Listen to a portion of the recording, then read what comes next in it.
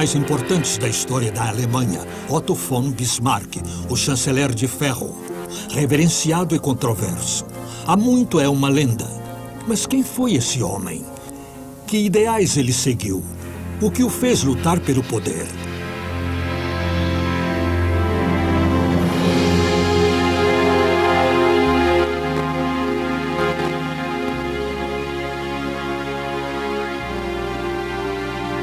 Bismarck, chanceler e demônio. Distribuição Didac.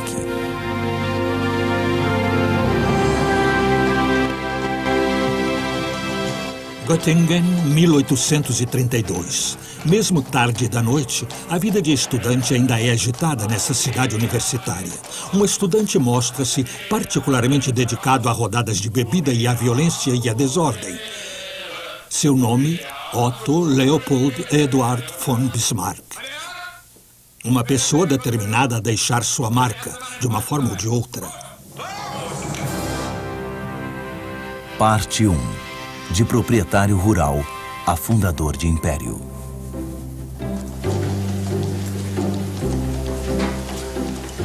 Em Göttingen, ponto de partida das carreiras de grandes estadistas e eruditos, a chegada desse estudante de 17 anos, vindo do leste da Pomerânia, é vista como uma provocação.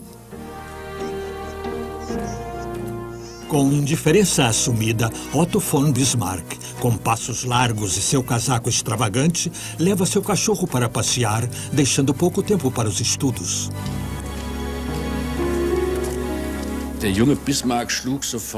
Desde o começo, o jovem Bismarck ignorava todas as regras. Vindo direto do leste da Pomerânia e do internato, Göttingen oferecia-lhe total liberdade. Ele estava com pessoas da sua idade e a vida despreocupada de estudante naquela época não era diferente do que é hoje. Era possível beber, fazer farra e até lutar esgrima a quem tivesse os contatos certos. Diziam que, em um semestre, ele fora vitorioso em 20 lutas de esgrima. Fato notável, porque além de lutar, era preciso suportar os ferimentos e depois beber em excesso, porque as feridas tinham que ser desinfetadas.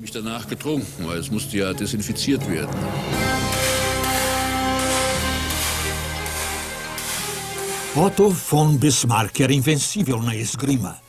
Ao duelar, mostrava coragem, alto risco e determinação de ferro. Em 3 semestres, só perdeu uma vez para seus oponentes. Ganhou respeito com isso.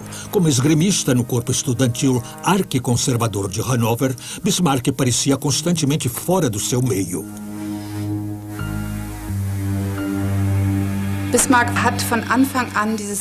Desde o começo, Bismarck teve um temperamento selvagem e era muito difícil para ele controlar-se.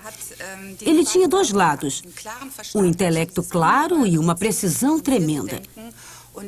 Era a combinação de sua rebeldia com sua inteligência que o levava a fugas.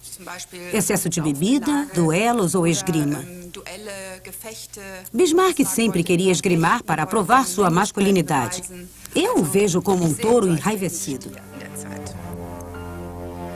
Graves abusos contra a decência e a moral.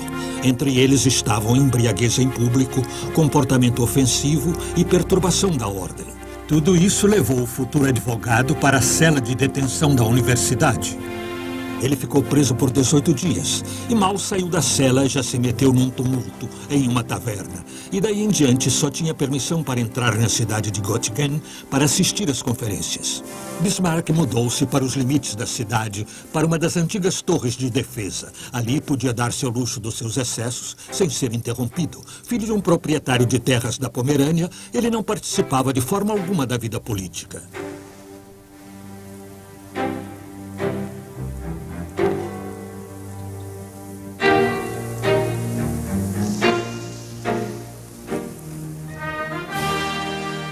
Em 1834, 20.000 manifestantes, agitando bandeiras negras, vermelhas e douradas, protestavam no Hambacher Fest pela liberdade, direitos civis e por um Estado unificado da Alemanha. A demonstração era dirigida contra Clemens Fürst von Metternich, que havia tentado sufocar o movimento liberal com censura, condenações e punições severas. A ideia de uma Alemanha unificada ainda estava muito distante. A Confederação Alemã, a qual pertenciam 40 estados alemães soberanos, era governada pela Áustria. A única instituição comum era a Assembleia de Frankfurt, que fazia suas reuniões no Palácio de Thun und Taxis.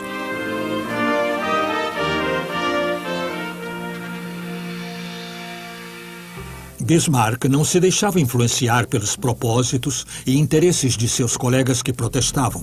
Ele achava totalmente repugnantes os movimentos estudantis democráticos com seus sonhos de unificação de uma Alemanha livre.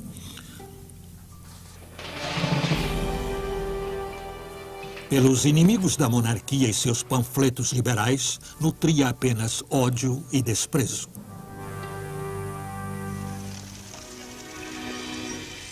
Depois de mudar de universidade e passar nas provas em Berlim, seu caminho levou a Aachen. Em 1836, naquela cidade dogmática, ele entrou para o mundo sóbrio e profissional da lei.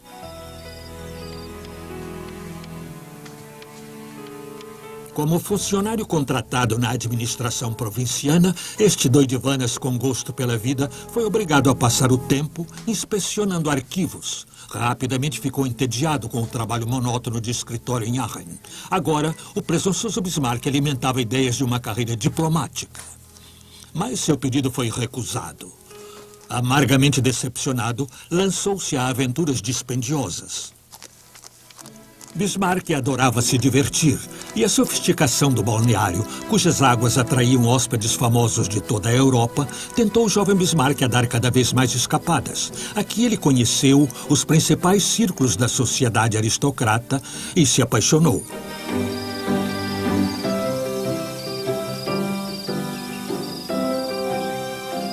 Era uma jovem de 17 anos e afirmou ser de boa família.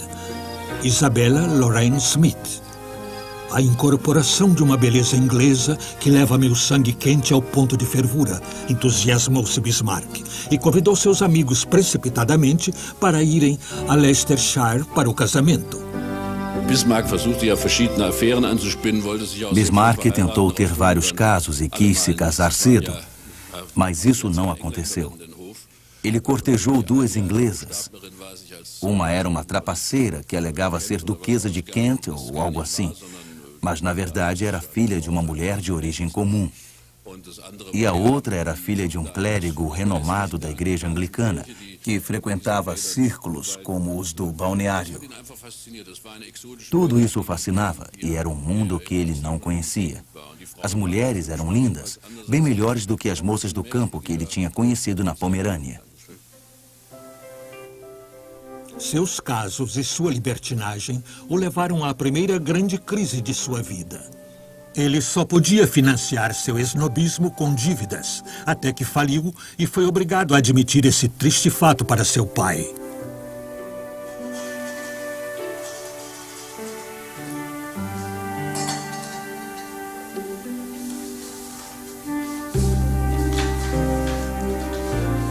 Bismarck chegou a ponto de pensar em suicídio e, como confidenciou a um amigo, comprou um laço de seda amarela.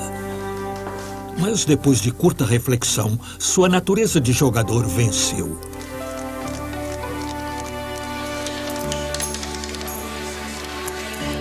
No cassino de Aachen, Bismarck desafiou o destino. Ele não podia pagar suas dívidas com os 200 Reichstaler que o pai lhe dera. Mas achou que, se apostasse, teria chance de dobrar o valor.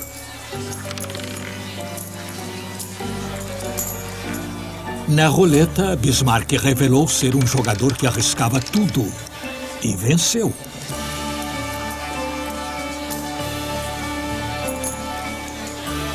Pegou o dinheiro das primeiras apostas como se estivesse embriagado, convencido de que sua sorte jamais acabaria. Ele ganhou a enorme soma de 2.000 Reichstaler. Mas parecia sensato demais parar agora. Bismarck continuou a jogar, adorando o papel de um homem dissoluto na cidade. Inebriado com a ideia de fazer fortuna nas mesas de jogo, Bismarck apostou tudo em um número e perdeu.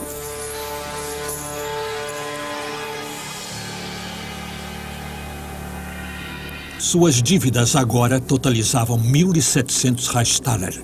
Mas o pior estava por vir. Bismarck não aparecia no trabalho havia dias. E agora, sem nenhuma cerimônia, o funcionário irresponsável foi mandado embora.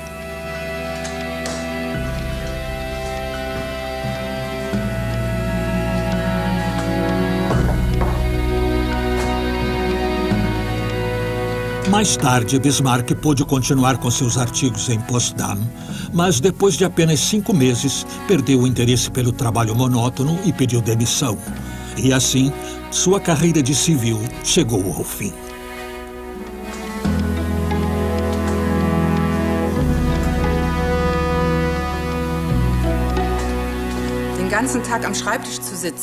Ficar o dia inteiro sentado à mesa, fazendo registros, passando adiante, tudo isso era simplesmente entediante demais para Bismarck. Ele queria sair e ampliar seus horizontes, ver lugares distantes e apreciar alguma ação.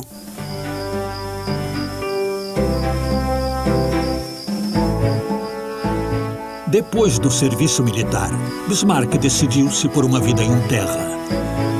Quando seu pai morreu, ele assumiu as terras da família na Pomerânia e em Alba. Bismarck, finalmente, conseguiu um meio de ganhar dinheiro para pagar suas dívidas.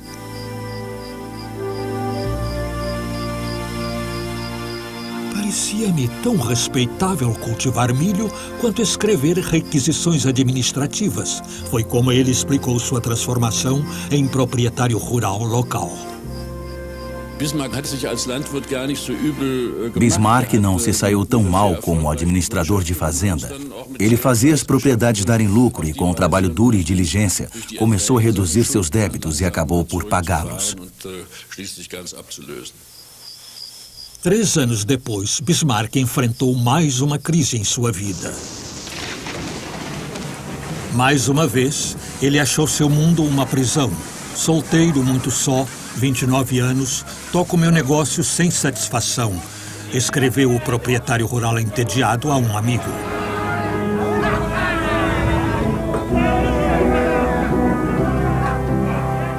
Assim como nos seus dias de estudante, ele se comprazia com companheiros de bebida. Sua ambição parecia consistir em fumar charutos fortes e, com amabilidade fria, beber até cair com seus companheiros.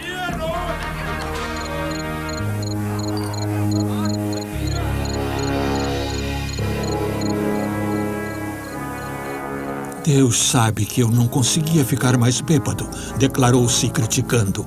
Embora esta condição seja uma das mais felizes de que posso me lembrar.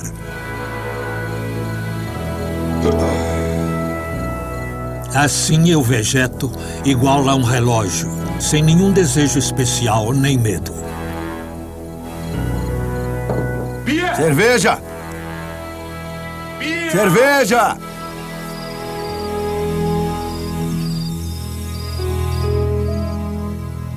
Então, um domingo, no verão de 1843, o gosto pela vida voltou para Bismarck. Ele conheceu Marie von Taven, noiva de um vizinho amistoso. Bismarck ficou encantado com seu charme, no qual dedicação e sensualidade se combinavam. Mas essa mulher que tanto fascinara já estava prometida a Moritz von Blankenburg. Bismarck apaixonou-se perdidamente por essa luterana pietista, devota, e ela retribuiu seus sentimentos. Ele, conhecido pela rebeldia e arrogância, adorava-a acima de tudo. O relacionamento deles permaneceu platônico. Cortar relações com a pessoa para quem ela tinha sido prometida era impensável para a temente a Deus, Marie von Taven. Esse forte relacionamento durou 3 anos, até Marie ser arrancada de sua vida. Ela morreu de meningite com 24 anos.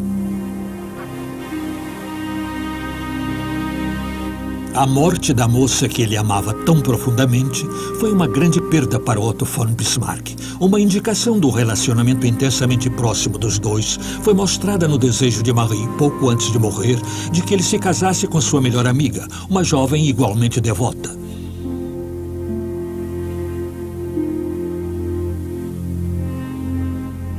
A escolhida era Johanna von Puttkamer. E Bismarck começou a cortejar essa moça de boa família. E embora ele tivesse a pior das reputações, se aventurou a pedir a mão dela ao pai.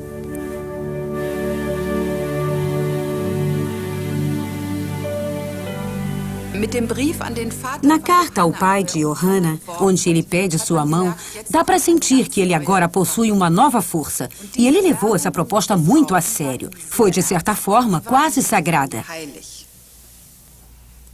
Venerável Herr von Puttkamer, eu lhe peço o bem mais valioso do que o senhor pode dispor no mundo, que é a mão de sua filha. Com eloquência de mestre, Bismarck formulou o seu pedido. Uma amostra dos talentos diplomáticos com os quais mais tarde ele direcionaria a política europeia. Bismarck conseguiu seu intento. Ele se casou com Johanna e mudou-se com ela para a propriedade em Schönrausen an der Elbe.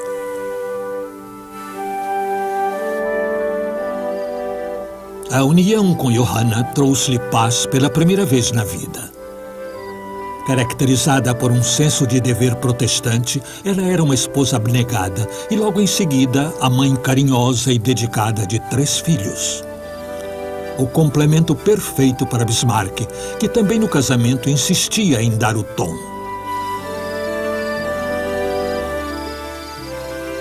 Johanna o convenceu a participar da vida religiosa e ele fez parte do círculo de luteranos pietistas conservadores que eram próximos da família real em Berlim.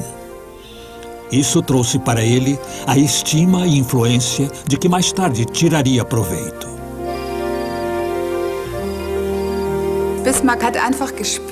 Bismarck sentiu que Johanna era o tipo de mulher que ficaria perto dele, que combinava com seu temperamento e tinha a clareza e força de que ele precisava para ser grande. Uma mulher que era como um muro para ele se encostar e como um chão para sustentá-lo.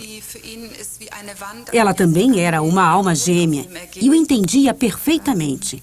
Sie war auch eine Art Seelenschwester. Sie hat ihn komplett verstanden. Em 1847, Bismarck foi chamado para o novo parlamento prussiano em Berlim. Com sua carreira agora posta em andamento por seus patronos luteranos pietistas, o proprietário rural desordeiro se tornaria um político perfeito. No parlamento, Bismarck brilhava com discursos, advogando uma coroa prussiana completamente comprometida com um sistema de monarquia que incorporava aristocratas e proprietários de terra. Em março de 1848, toda a Europa estava em alvoroço.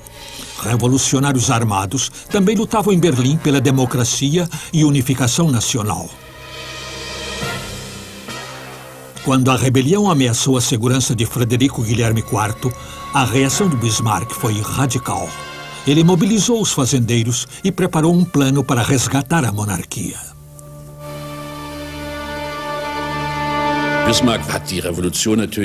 Mais do que ninguém, Bismarck rejeitava a revolução.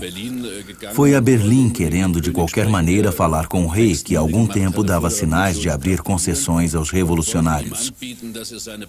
Bismarck se ofereceu para armar seus fazendeiros e levá-los a Berlim para derrubar os rebeldes, que eram todos temerários.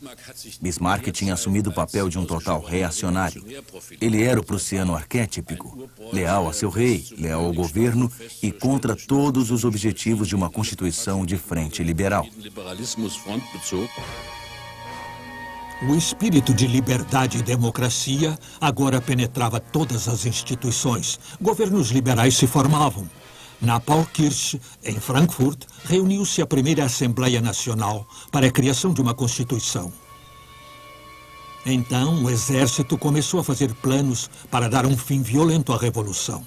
O sonho de um Estado Nacional alemão unificado acabou.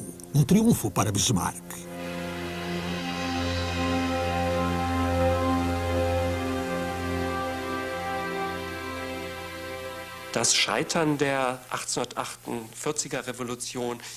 O fracasso da Revolução de 1848 com certeza é a maior catástrofe da história da Alemanha do século XIX. O conceito de estabelecer a unificação da Alemanha com base na soberania do povo e uma política doméstica que não buscaria fazer guerra com os estados vizinhos foram destruídos. Acabara-se a Revolução.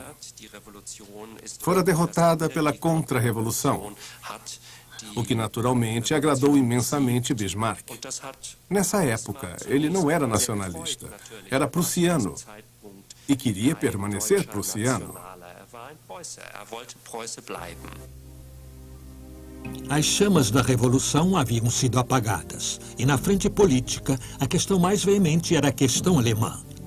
Uma parte queria resolver o problema, criando a Alemanha maior sob a liderança da Áustria. A outra preferia a solução da Alemanha menor, na qual a Prússia tinha o poder de controle. Um Reich alemão, no qual se nega à Prússia a posição superior, seria considerado, por um ultraconservador como Bismarck, uma derrota pessoal. Ele agora estava desenvolvendo instinto político.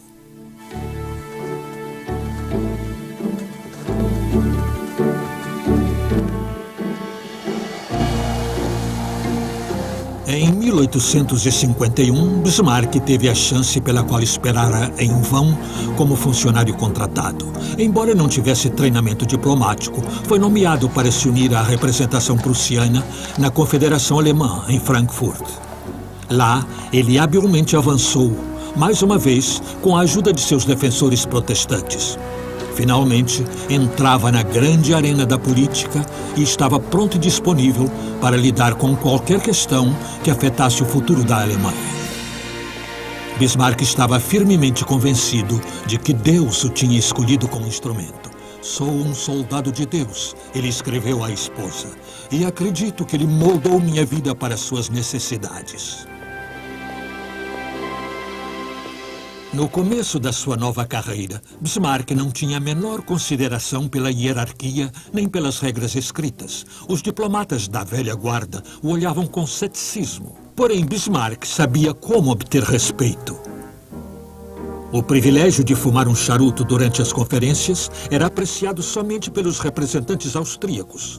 Bismarck assumiu diretamente o mesmo privilégio para si mesmo, uma provocação que fazia parte de seu jogo pelo poder.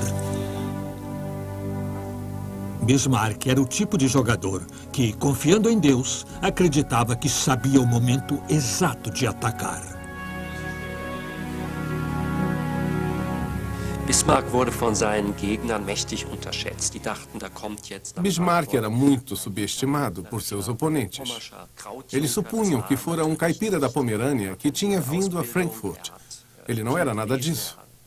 Era bem educado, culto, viajado e tinha se instruído ainda mais.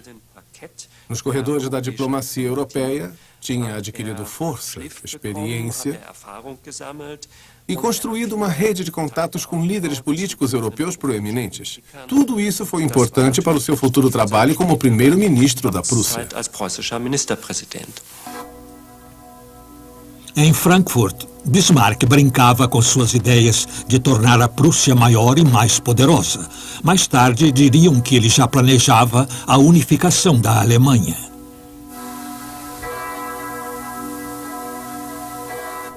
Na sua casa em Bockenheim-Landstraße, o diplomata tinha uma vida de sociabilidade. Tudo era servido aqui, tudo o que havia no mundo para comer e beber, segundo um dos convidados dessa casa cosmopolita.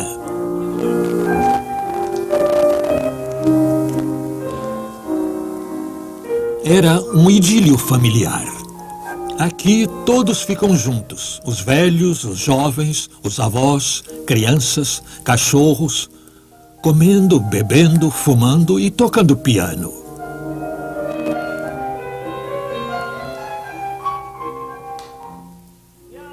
Os horizontes se abriram para esse político ambicioso por meio de seus inúmeros contatos. Era apenas para personalidades das artes e da cultura que ele parecia não ter nada a dizer. Bismarck tinha uma queda pela nova arte da fotografia. Ele não sentia prazer com quase nenhuma pintura. Seu interesse era um meio de dar expressão à sua própria natureza sonhadora, sentimental. Com esta tecnologia, ele podia estar no controle, encenando um autorretrato que estivesse de acordo com suas ideias. Ele acreditava que a câmera revelava seu verdadeiro ser. Com a ajuda da fotografia, Bismarck agora trabalhava com um foco mais apurado sobre sua imagem pública.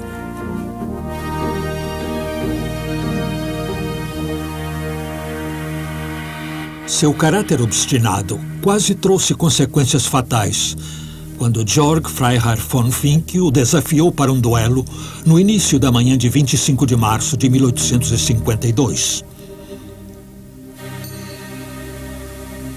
O motivo: durante um debate no parlamento, Bismarck se referira à criação desse político liberal com termos de zombaria.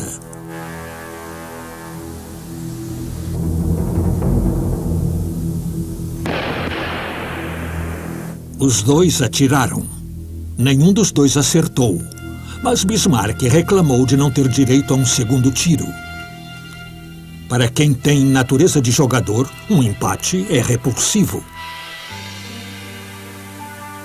Quando o velho rei morreu em Berlim, seu irmão, o príncipe Guilherme, assumiu a regência. O novo monarca encheu seu gabinete de aristocratas liberais. O ministro do exterior, Graf Alexander von Schleinitz, ficou particularmente preocupado em melhorar o relacionamento entre a Prússia e a Áustria.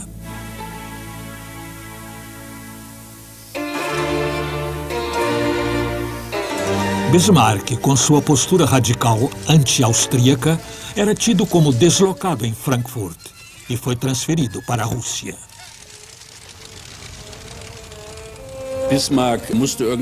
Bismarck teve de ser tirado do jogo. Ele não se enquadrava na política que o novo rei queria implementar e por isso foi enviado como embaixador para São Petersburgo. Bismarck descreveu a mudança como ser colocado no gelo. Isso também trouxe mais humilhação. Normalmente, quando um embaixador alemão era enviado a São Petersburgo, ele recebia o posto de general de divisão. Bismarck foi obrigado a assumir seu posto com o modesto uniforme de major do exército territorial. Bismarck sentiu-se no exílio em São Petersburgo. Embora ali ele pudesse aprimorar sua percepção de relações exteriores, a sensação de ser colocado politicamente no gelo o fez adoecer. Uma gripe que o deixou de cama por semanas. Ele descreveu como tifo de Petersburgo. Como embaixador na corte do Tsar, Bismarck formulou pela primeira vez um grande plano para transformar o reino da Prússia no reino da Alemanha. Ele lembrou essas ideias aos poderes de Berlim sem a menor ilusão de que seu conselho, vindo de tão longe, seria ouvido. Depois de 3 anos, ele foi enviado à Embaixada de Paris. Bismarck teria de esperar.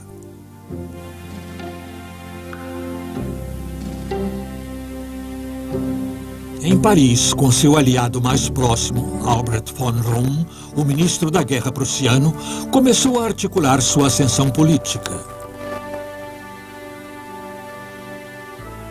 Em longas conversas com Napoleão III, Bismarck viu de perto como era o pensamento político e a psique do governante francês. Biarritz, agosto de 1862. Em férias, Bismarck conheceu Katarina Orlova, de 2 anos de idade, esposa do embaixador russo. Apaixonou-se por essa mulher linda e inteligente que lhe fazia lembrar seu grande amor, Marie von Taden. Essa paixão também não se realizou, mas os dois iniciaram um romântico flerte de verão. O príncipe Nikolai Orlov tolerava a admiração de Bismarck por Katarina, sua esposa. Os 3 saíam em passeios e se esqueciam da turbulência da política.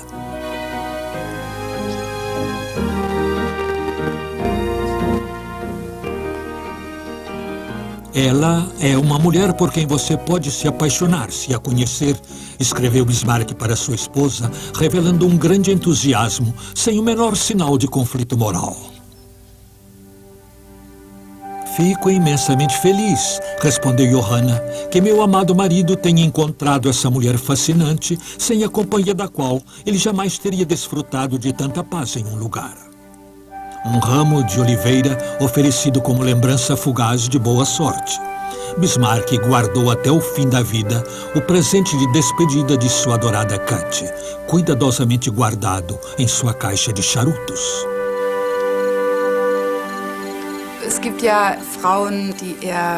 Havia mulheres que ele adorava. Isso era claro. E claro também para o público em geral. E por certo tempo, ele ficaria bem apaixonado. Johanna suportava isso, sabendo que devia ser indulgente com ele, porque se fosse muito rígida, ela o perderia. Em 1862, o rei enfrentou um desastre. Ele queria reequipar seu exército, mas o parlamento lhe negou a verba necessária. Guilherme I dissolveu o parlamento e ordenou novas eleições. A oposição venceu por grande maioria e, mais uma vez, interditou a verba militar. Esgotado e confuso, o rei se recolheu em Schloss Babelsberg e escreveu sua abdicação. Ao mesmo tempo, Rom, o ministro da guerra, enviou um telegrama. Periculo in mora. Dépêchez-vous. Perigo na demora. Apresse-se. O destinatário era seu amigo e aliado Otto von Bismarck.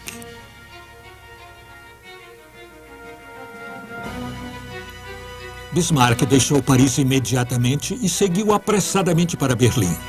Ele sabia que essa era a chance que esperava.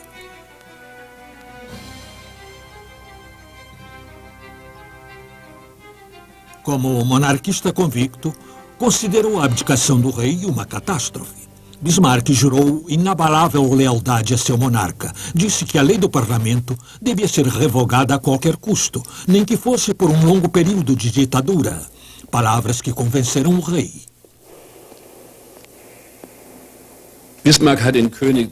Bismarck convenceu o rei a permanecer no governo e disse que ele logo acalmaria a crise. Calculava que o rei permaneceria sendo rei, mas que ele se tornaria o poder na Prússia. Em setembro de 1862, Bismarck tentou convencer a oposição do plano do rei para uma reforma no exército. Com uma oratória avassaladora, ele deixou bem clara a sua linha de ataque política. Não serão discursos, disse ele, nem resoluções da maioria que moldarão os momentos decisivos deste período. Cavalheiros, esse foi o grande erro de 1848 e 49, mas ferro e sangue. Os membros do parlamento ficaram sem fala. Um demônio despertou em Bismarck, evocando a guerra como meio de política intransigente. Alguns dias depois, esse proprietário rural de Altmark seria nomeado primeiro-ministro da Prússia, um arquiconservador sem escrúpulos. Nada o deteria, nem mesmo uma violação da Constituição.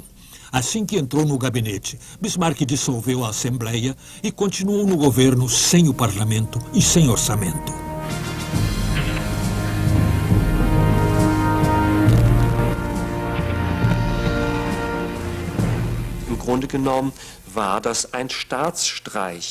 Basicamente, foi um golpe de Estado. Quando Bismarck assumiu, governou por um ano sem orçamento. Ele tinha um tipo de teoria tapa-buraco. Dizia que não havia contingência na Constituição para quando o rei e o parlamento não pensassem da mesma forma. Se eles não concordassem, o governo teria de continuar com o rei ou com o primeiro-ministro, até que as duas partes chegassem a um acordo. Isso tinha as características de uma ditadura ou de um golpe.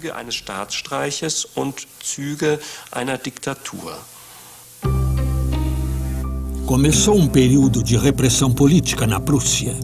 Quase 1000 servidores civis que criticavam o governo foram punidos ou dispensados. Os opositores políticos foram expulsos. Bismarck governou como primeiro-ministro por 2 anos antes de levar o rei à sua primeira guerra.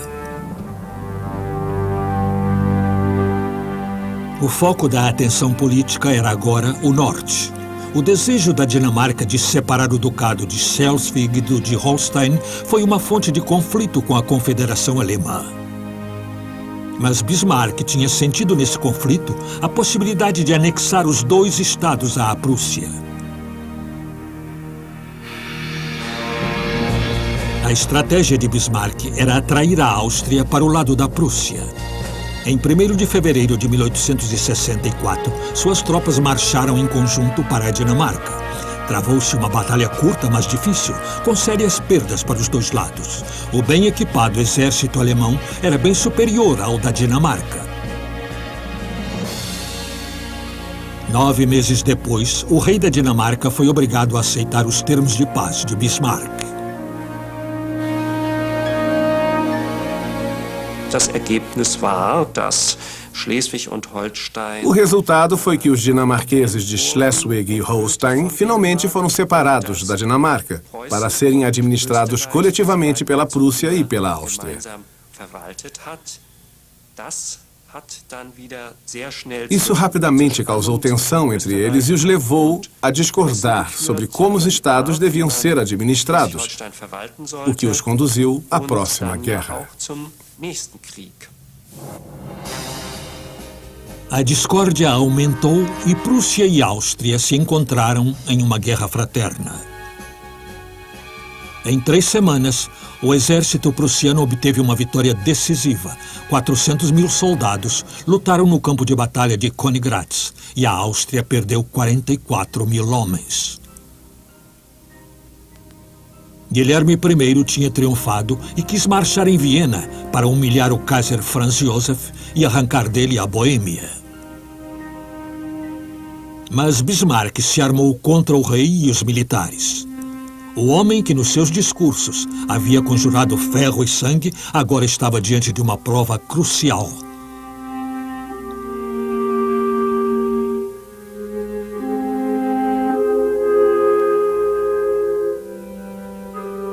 Em seu desespero, ele chegou a pensar em se jogar de uma janela. Meus nervos não podiam suportar os pensamentos que me assolavam dia e noite e tive um terrível acesso de choro.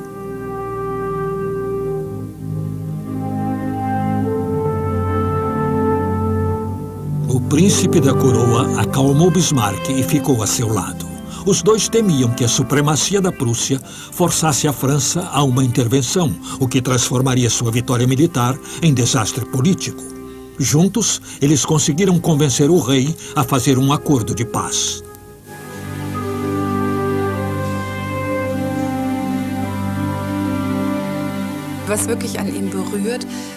O que realmente o afetava era a polaridade na sua alma. De um lado havia o visionário, o estadista, inacreditavelmente sagaz, com força para desencadear grandes esquemas. E de outro, uma pessoa muito tímida, que se lamentava e ficava confusa. Um ser mais delicado, notavelmente sensível e muito vulnerável.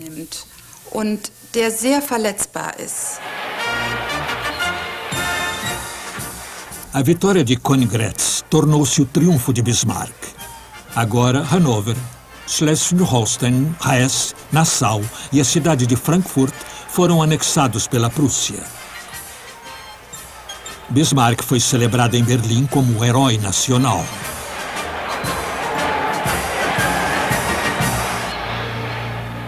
A Confederação Alemã se desfez e a Áustria foi obrigada a desligar-se da Alemanha. Bismarck tinha alcançado seu objetivo. Todos os estados ao norte do rio Meno foram reunidos na Confederação da Alemanha do Norte. E Bismarck era o chanceler. Agora, Bismarck tinha de trazer o sul católico para seu lado se quisesse criar um Estado alemão nacional. Esse ganho de poder atraiu a França para o plano.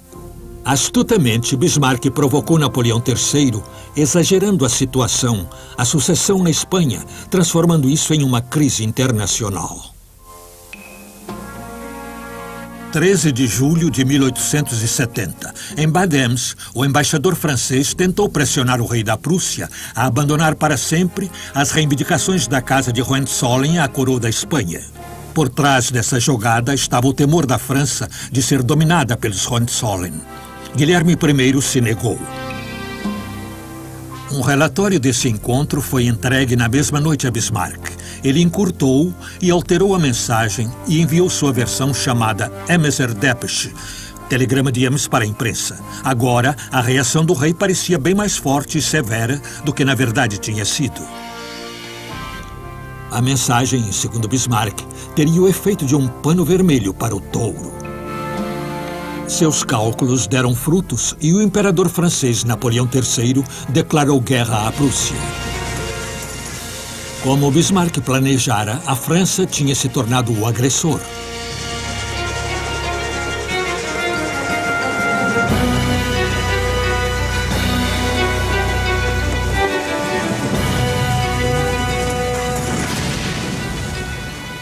Os promotores da guerra podiam confiar no apoio armado do Sul.